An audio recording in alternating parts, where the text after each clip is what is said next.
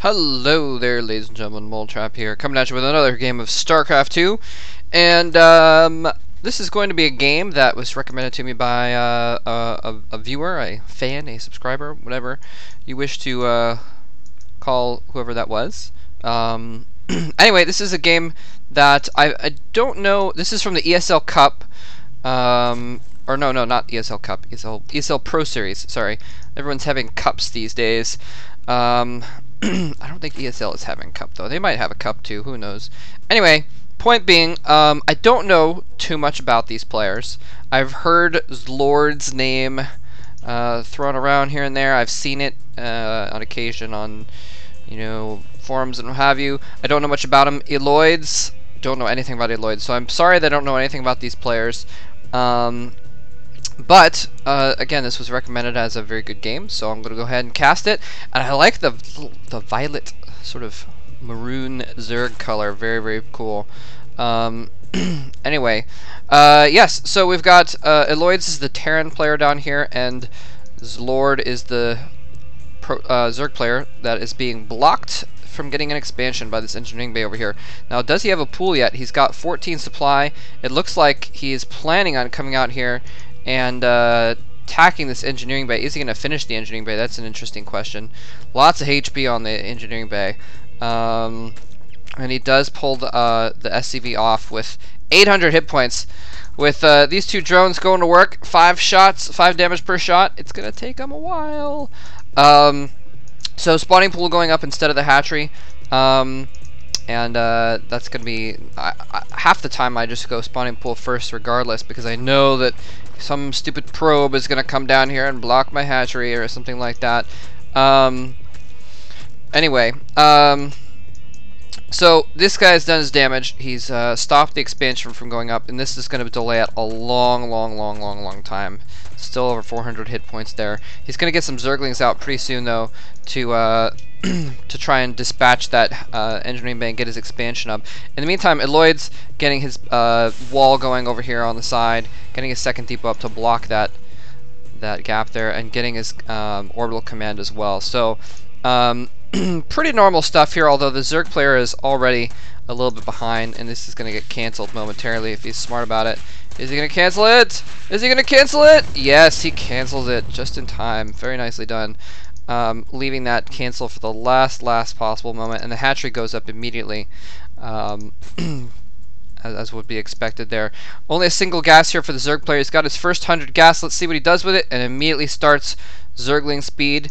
I like that. It's very handy to have Zergling speed against a number of different things going on. What do we got over here? Ooh, proxy factory. Interesting. Well, this is a very interesting location, actually. It's a little bit closer to the Zerg base than it would be if if it was at his base. And it's hidden as well. It's not quite that close. If he really wanted to be close, he could put it right up here or something like that. He doesn't know if there's overlords around, though, so he doesn't want to get spotted. So I guess it does make sense to have it over here. And I like this running in the Zerglings just to check what kind of units there are. I like to do that myself as well, actually. It's good that, you can run up the ramp and, maybe lose one Zergling, but you see a bunch of Marauders firing at your Zerglings. You're like, crap, Marauders, or whatever it happens to be. Actually, if the Zerg player saw Marauders, he'd probably be happy, because then he would just have to make more speedlings to counter them. Anyway, so Eloid's making a lot of Marines over here, and an armory over here as well. Uh-oh, so we're probably going to see some kind of a Thor drop. Well, I don't know, it may not be a Thor drop, it may just be a Thor rush, where he's going to send SCVs as well, along with the Thor to repair. And I've seen this before. I don't remember where I saw it. I think it was a GSL game or something like that, where they actually put it in this location. The Thor gets there a little bit faster, and your forces run across the map and meet up with the Thor, and you get your SCVs to meet up with the Thor. So there's the Thor being produced right now.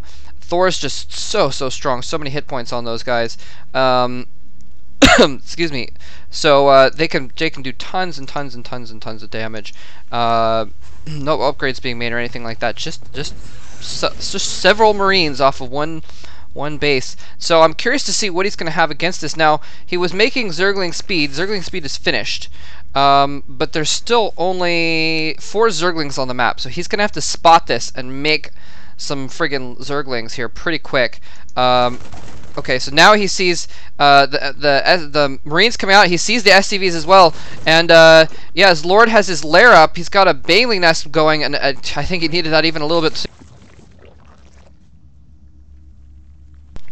He's throwing up some spine crawlers here in an attempt to just have some kind of defenses against this. I don't know if he even expects this Thor just yet, which is... There's the Thor! I was like, where's the Thor go? There's the Thor. He's got 3 queens out. He's producing, well, let's see, what is he producing? Producing lots of Zerglings, trying to get those Zerglings out. He needs them out really quick, though. Here comes the Thor. Gonna go to work on that spine crawler. So much damage output for that Thor. SCV surrounding that Thor as well. Oh, one spine crawler doesn't even get to finish. This one is going to finish here. He's just trying to gather up his Zerglings in the back. He needs to wait. He needs to be patient and wait until he has as many as possible. He got a Baneling nest up, so he's got Banelings morphing as well. If he can go in with some Zerglings from one side and Banelings from the other, it might just work. But those, oh man, that Thor is just gonna take so many Banelings at this point. I mean, those Banelings, if he wanted to, he could just target the Thor. And here come the Banelings. A couple Zerglings running in. He's gonna try and surround. Oh! No, the Thor survives all those Bane hits, but it's enough for him to clean up. And look at this, these 3 queens transfusing each other are able to hold off the last few Marines. And more Zerglings have come out, though, so we could see, theoretically, a counterattack. More Zerglings in production. Another Thor is being produced. It's being rallied to the front. I don't know if that's quite the best place for it to go. He needs to kind of defend right now, and he knows that, yeah, pulling back this orbital command, he had planned on expanding. If there wasn't this many coming out, and apparently one of the observers is pinging over here. I'm not sure why exactly. They're showing there's another Thor over there, I guess. Anyway, that's really strange. Now the Zerglings run over here. Maybe they knew about it beforehand. Yeah, he's got an Overlord over here. So look at this. He tried to repair the Thor. A mule being dropped in to repair the Thor. Beautiful play. Wow, 12 kills on that Thor. Just absolutely owning Zerglings. That was amazing, actually. They Thors are usually supposed to not do that well against Zerglings. Now, he's getting out some Hellions here. He's got the thermal... sorry, not the thermal lance. That's the other ones. He's got the pre-igniter upgrade almost finished. And once he gets the blue flames on those Hellions, he's going to be in good shape against these Zerglings. All he'll need is, you know... 4, you know, to be safe, 6 Hellions, and he'll be able to take on almost infinite Zerglings.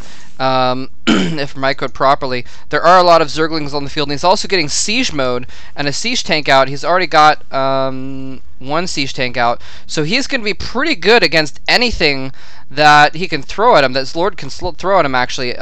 He's going to be good against Banelings and Zerglings. Basically, almost any number of Banelings and Zerglings would be stopped by, if he gets a couple more tanks out with siege mode and some Hellions. He's going to be totally solid. He will have to worry about air then at that point, and that's the thing. And he has his lair up. There's no Spire being produced, just a Roach Warren being produced, actually. He's producing lots of Roaches. Where'd they go? There's some Roaches out now. And those are going to be good against the Hellions, especially with the speed upgrade. They're going to be pretty decent.